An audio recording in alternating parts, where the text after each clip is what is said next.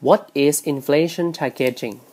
Inflation targeting has increasingly been adopted by both advanced and developing countries. The reasons for adopting is vary across countries. Generally, inflation targeting is based on the public announcement of the inflation target over a period of time. This framework is also based on the belief that low and stable inflation could help to stimulate economic growth in the long run. In addition, monetary policy can only affect inflation in long run, while it can affect output just in the short run. Therefore, the key feature of inflation targeting is setting price stability as the long-run objective and hitting forecast inflation as the short-run objective. Besides the price stability, monetary authority conduct monetary policy to make inflation convert to low levels. Moreover, monetary authority generally use interest rate as monetary instruments to achieve both short-run and long-run objectives. The inflation targeting framework requires monetary authority to have credibility by communicating their policy and objective to the public. The monetary authorities or instance routinely announce the inflation target and the forecast in the inflation target horizon. The monetary authorities create more transparency and greater accountability. Advantage of inflation targeting because an explicit numerical target for inflation increases the accountability of the central bank. Inflation targeting has the potential of reduce the likelihood that the central bank will fall into the time consistency trap.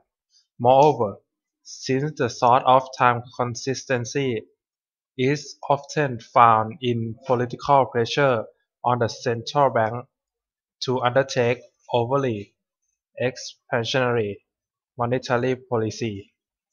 Inflation targeting has the advantage of focusing on the political debate on what a central bank can do in the long run. For example, to control the inflation rather than that it cannot do. Raise output growth, lower unemployment, increase external competitiveness through monetary policy. Thus, inflation targeting has the potential to reduce political pressure on the central bank to pursue inflationary monetary policy and thereby to reduce the likelihood of the time consistency problem.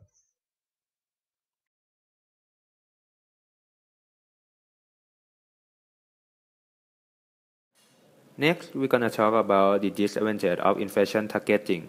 Inflation isn't easily controlled by monetary authority because of the long lag in the effect of monetary policy. Inflation also the outcome are relevant only after substantial lag. Trust and inflation targeting is unable to send immediate signal to both the public and market about the stand of monetary policy. Some economists also believe that impose a rigid rule on monetary policy makers and limit their ability to respond to unforeseen circumstances. Inflation targeting does not prescribe simple and mechanical instruction on how the central bank should conduct monetary policy. Moreover, central banks under inflation targeting regime have left themselves considerable scope to respond to output growth and fluctuation through the several devices.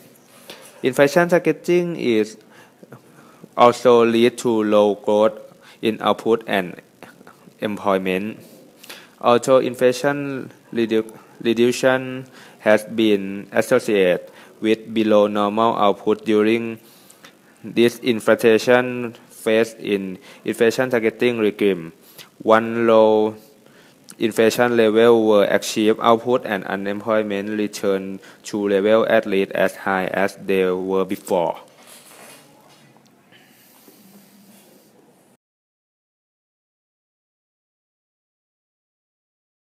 In that process of raw inflation at the best contribution that monetary policy can make to a well-functioning economy.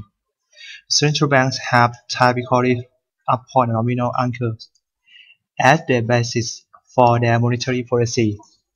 A nominal anchor is considered useful to central banks is in conducting monetary policy in a number of dimensions. It helps clarify what's within the central bank and to the general public. The objective of the central bank is carrying out policy. Thus, in the deliberations of the central bank, it helps to focus attention on the central objective and prevent situations in which the member of the monetary policy decision making. A policy announced policy anchors also help to the central bank to communicate external both its policy goals and the reasons for change in its policy instrument. Nominal anchors to the economy, that is, nominal variables that monetary policy make can use to tie down the price level. It is well known that a strong nominal anchors can help ensure that the central bank will focus on long-run policy and resist the temptations of political pressure to pursue short-run expansionary policy that are inconsistent with the goals of long-run price stability. Therefore, as with any other monetary policy strategy, the goals of inflation targeting regime is to provide the economy with a nominal anchors. Example nominal anchor, exchange rate, interest rates, and money supply.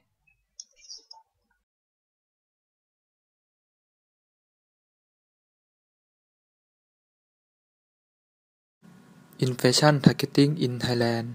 The Bank of Thailand was enacted in 1942.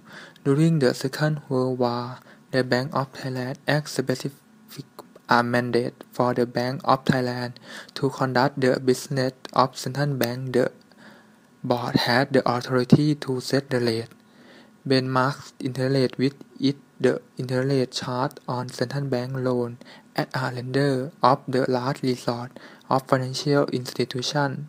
It also empowered the Bank of Thailand in trading debt security and foreign exchange as well loan with collateral to financial institutions and pragmatic of central bank to conduct business with regard to financial stability, which is a key factor of economic growth in the long run.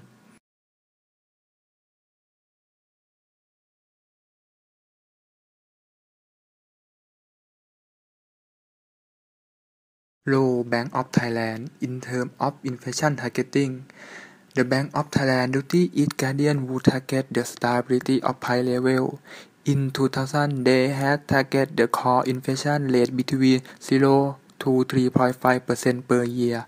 In 2009, Bank of Thailand reduced the gap to 0.523% per year, increased the base to 0.5 on the real monetary policy. Committee quietly assumed the trend of monetary policy by have a meeting 8 times per year, considering the interest rate which relate to inflation that was targeted.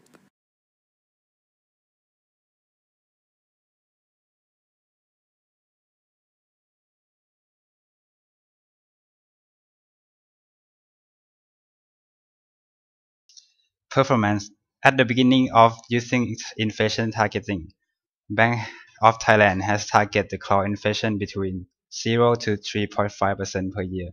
But in 2009, bank reduced the gap to 0.5% to 3% per year.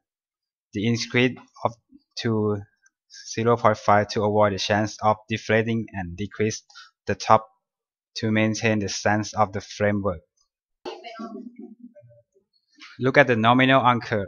The first nominal anchor, we look at the exchange rate. Because exchange rate is important to Thai economy. Thai economy depend much on export and foreign investment. Next, we look at interest rate because interest rate is important for investment. Third, we look at money supply, M2, to see the flow of money. And the last one, CPI, because the main goal of inflation targeting is to stabilize the price level. Let's see the performance of inflation targeting in Thailand. Before the policy in 1995 to 2000, the price very swing, but after the inflation targeting policy, the price become more stability after then. Conclusion. Before it became inflation targeting since 2000 in second quarter, Thailand used to use many monetary policy such as exchange rate targeting and also money supply targeting. Even if each monetary policies have the different advantage and disadvantage considered by experience, there could be clearly exposed that while we run exchange rate targeting policy, Thailand economy is boom and also higher price level. After the central bank used the inflation targeting policy, the economic growth rate was slightly declining, but the price level became stable, and the inflation targeting was moved around the interval proposed. For sum up, if the policy makers want to use the exchange rate targeting policy to make external stability, they have to sacrifice the fluctuation of price level and also economic growth rate, which tend to be higher.